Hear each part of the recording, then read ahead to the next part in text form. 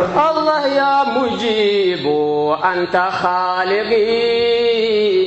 وكافي وحاسبي فرد كربتي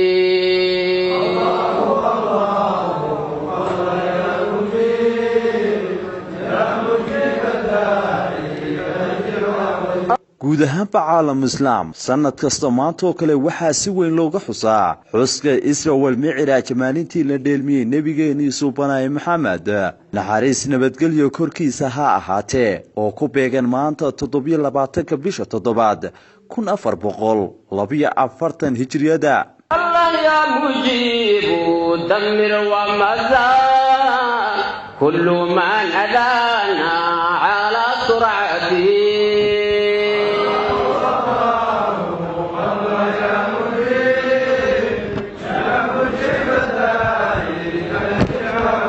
munaasabad loogu dabaaldegayo laguna weyneynayo nabigeena suubanaay Maxamed naxariis nabadgelyo korkiisa ha ahaatee ayaa lagu qabtay hotel Mansour ee magaalada caasimadda Somaliland ee Hargeysa waxaana ka soo qayb galay badima culimo awdiinka kala duwan ee dalka gaar ahaan kuwa ku dhaqan caasimadda madax kala duwan iyo sidoo kale gudoomiye ku-xigeenka koowaad ee golaha wakiilada Somaliland Axmed Yaasiin Sheekh Cali Ayaanle iyo mas'uuliyiin kala duwan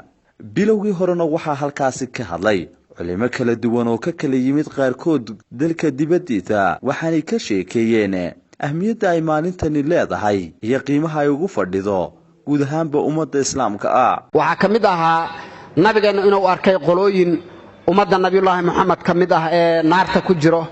ee madaxooda malaa'igu inta qabsato ay burburinayso aad iyo aad markay u burburiyaan dhulka la dhigo madaxi sidiisi isku soo laabanayo ma dalika awalna cadaab ku jiray ee cadaabkii dhaxdiisa malaa'igu ay ku sii cadaabayso wuxuu yiri man haula ya jibriil malaku jibriil dadkan ayagana maxaa qabsaday markaas wuxuu yiri haula alladina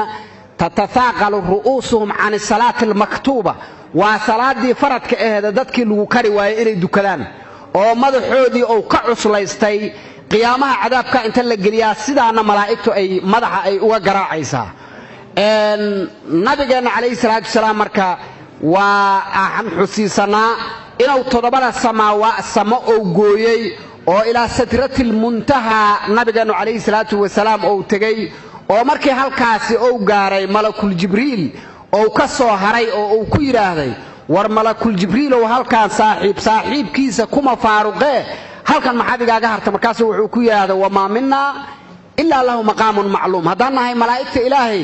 mid walbaba maqaam loogu tala galo leeyahay xuduudaas oo san dhaafi karinin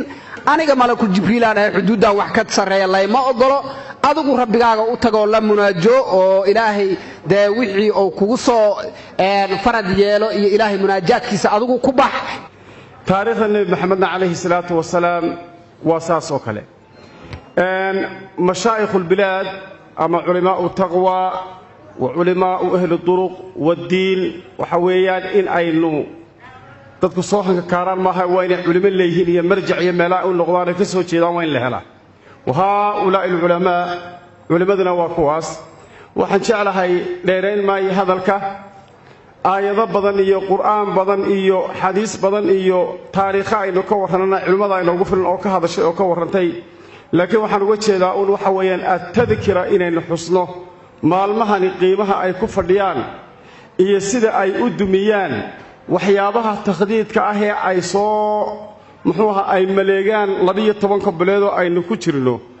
ee ay ku baabiinayaan taariikhda nabi maxamed iyo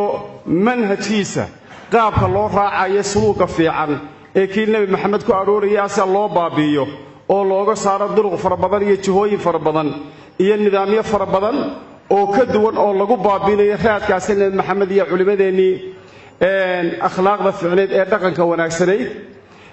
ayaa la maleegay maalintani way baabiisaa 12 bilood wixii la soo waday maalinta aynu ka hadalno ayaa masaxda 12 soo socdana ma hana qaadan waxa ay qoraan ama ay ku tala galaan ummadda inay ku faafiyaan laanahu dadku waxa way ka soo jeedaan culimaa'u أهل العقيدة والدين العقيدة الصحيحة إلهي مركز سبحانه وتعالى وحنبي أمره ولا تعجل بالقرآن القرآن قد دقدقي حنبي راعي جري يعني ميرين جبريل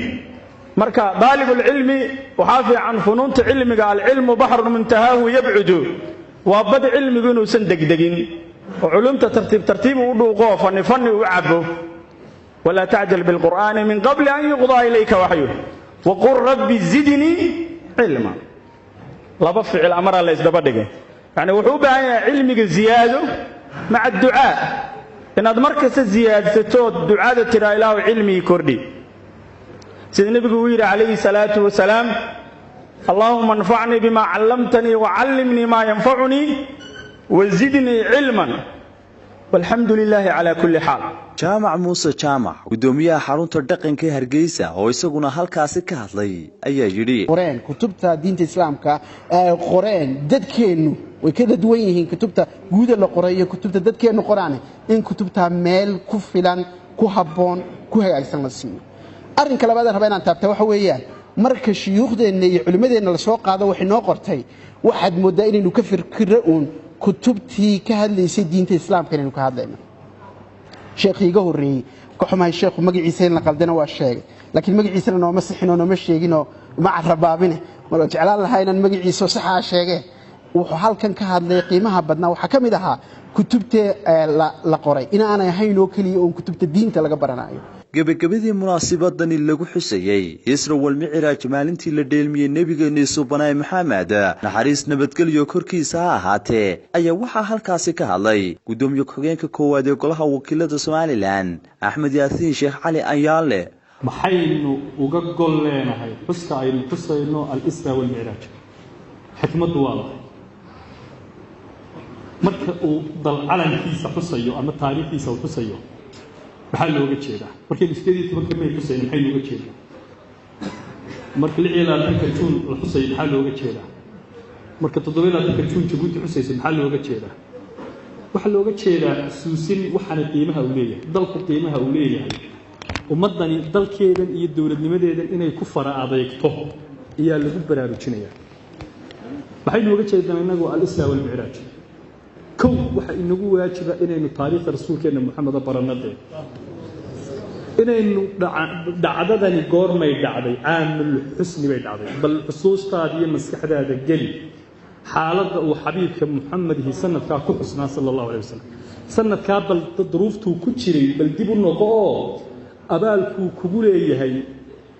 ee aanad gudiba karahayn iyo dhibtu ku soo maray inaad qof islaam oo shahaadanaya oo tahaara qaadanaya oo naxariisanaya oo cibaadaysanaya oo qiyaamaha sugaya in ilaahay soo dhaweeyo inaad noqoto dibku ku soo maray baad xusuusanaysaa al-Isra wal Mi'raaj markaad xusuusato aamul xusni bay dhacday imtixaan baa la mariyay ashaddu al-balaa'i 'ala al-anbiyaa'i thumma 'ala al-awliyaa anbiyada ilaahay gadraayo mariya caruurtoodu qaar gowrac yiraahdaan qaar dab baa lagu tuuraa qaar qoorta laga gooyaa gaaladu ku salibaa imtixaankaas ay maraan anbiyadu sabir bay ka gudbaan halka aqeedada inaynu istul taagna loo baahan yahay meel ilaahay joogay oo rasuulka inta maka laga qaaday loogu geeyay ma haynin inma al-makaanu lir-rasuul sallallahu alayhi wasallam wa Khalid Yusuf Hassan fantastic television ka aerial magaalada caasimadda Somaliland Hargeysa